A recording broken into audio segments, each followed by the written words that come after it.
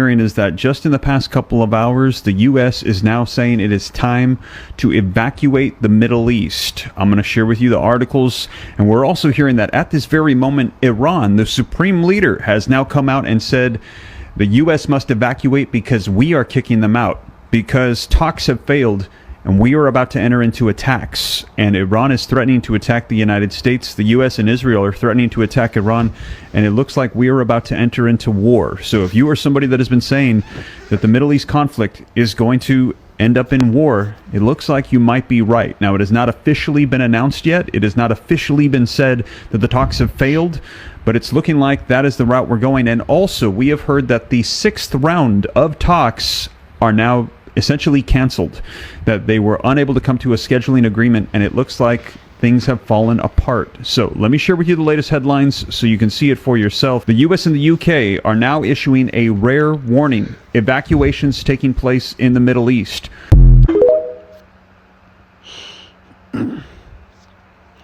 Hey, Shalom.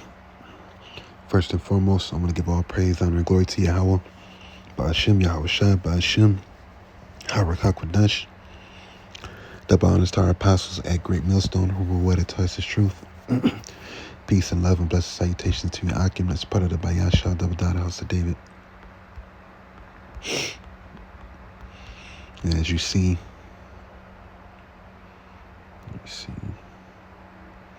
things are amping up.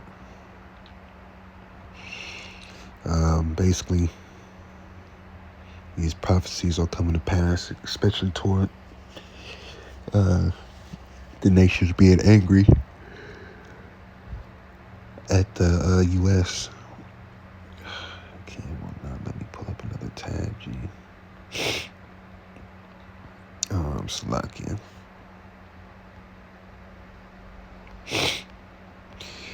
Let me start off with this. I don't know why my phone is acting up, but it's Habakkuk chapter 2, verse 1. I will stand upon my watch and set me upon the tower, and I will watch to see what he will say unto me, and what I shall answer when I am reproved. And the Lord answered me and said, write the vision and make it plain upon tables, that he may run that readeth it. For the vision is yet for appointed time, but at the end it shall speak and not lie. Though it tarry, wait for it, because it will surely come. It will not tarry. Behold, his soul which is lifted up is not upright in him, but the just shall live by faith. And the reason I'm bringing this scripture out first is because, brothers have been, starting with the apostles on down to their fruit from the time that they've been prophesying to the time where brothers started going on the highways and talking about these conflicts that are happening. Okay. Let me see.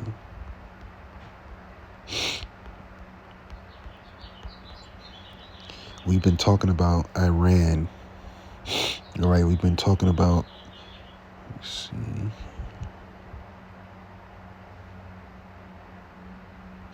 We've been talking about Russia. We've been talking about the least of the flock shall draw them in. Because really, oh shoot, I worded it wrong.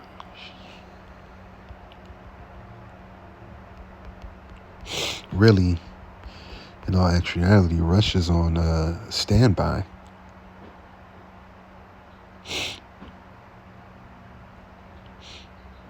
Let's see.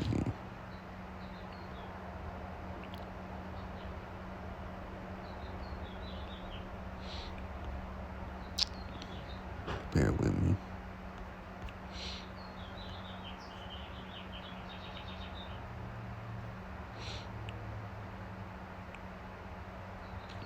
Because this is exactly that time.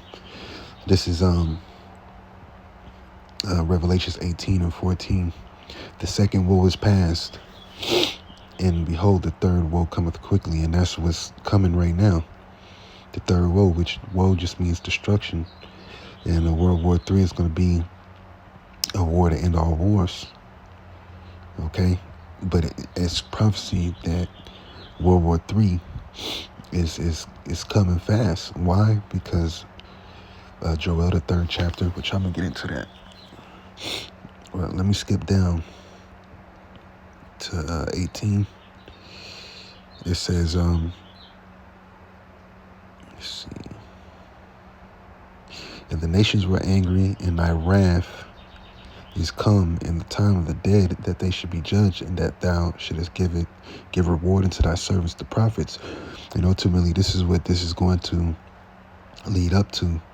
One of the main rewards is getting delivered out of all these pestilences and wars and things that's going to happen, because they're talking about strikes from Iran on the U.S. Well, what's that going to cause? Okay, I think I brought it out at camp. Insurrection Act, or no, the NDAA. Right, it says that, and to the saints and them that fear thy name, small and great, it shouldst destroy them which destroy the earth. And we know the them that are destroying the earth. Okay.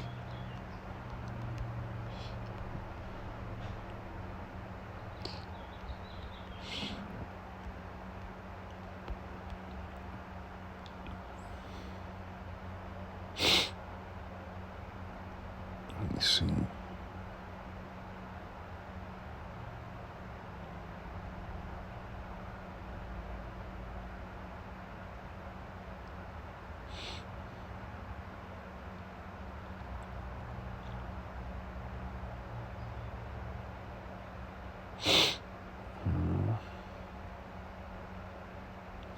This was passed after 9/11. Let me see.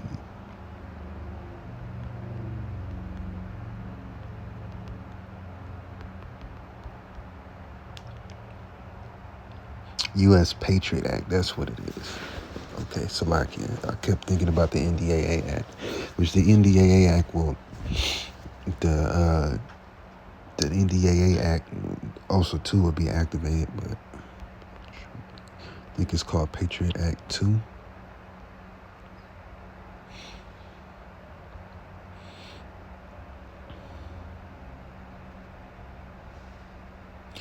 The USA Patriot Act was enacted in 2001 in response to the September 11th attacks. It aimed to enhance surveillance and intelligence gathering to combat terrorism. Key provision included increased information sharing between government agencies, expanded surveillance powers like roving wiretaps, and measures to combat terrorism financing. It's going to go deeper. Let's see.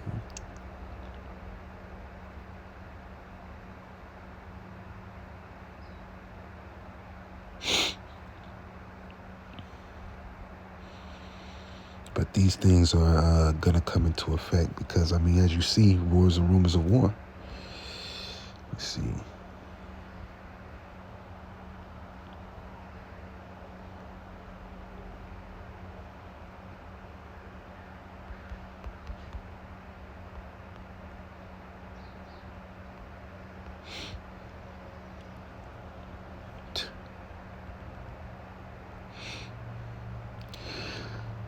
I'm going to just read them.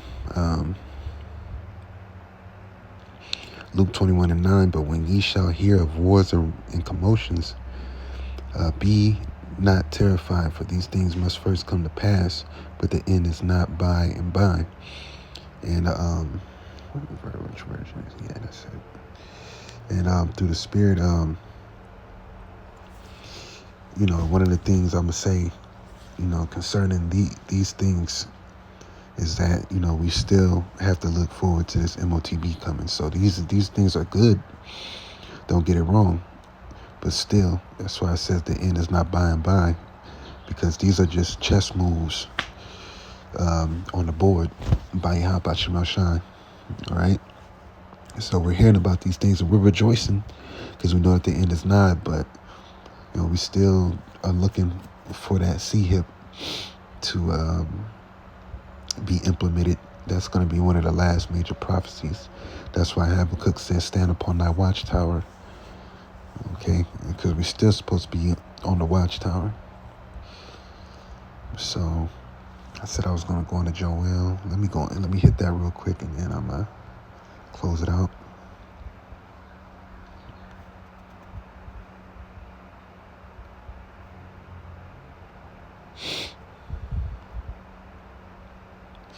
It It's Joel chapter 3, verse 9. Proclaim ye this among the Gentiles, prepare war. Wake up the mighty men.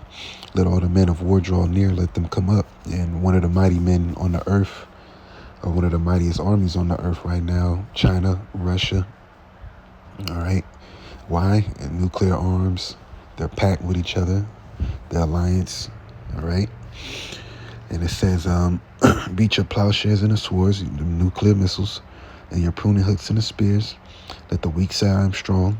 Assemble yourselves and come, all ye heathen, because that's what this is about. The Lord gathering all the heathen into the Middle East.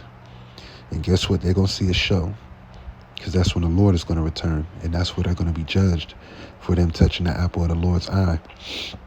It says, all ye heathen, and gather yourselves together round about, thither cause thy mighty ones to come down, O Yahawah. Let the heathen be weakened and come up to the valley of Jehoshaphat, which that's what's going on right now. For there will I sit to judge all the heathen around about. Put ye in the sickle, for the harvest is ripe. Come get you down, for the press is full. The vats overflow, for that wickedness is great. Multitudes, multitudes in the valley of decision. For the day of the Lord is near in the valley of decision.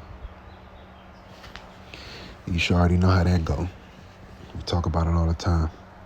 So with that, I'm going to say shalom.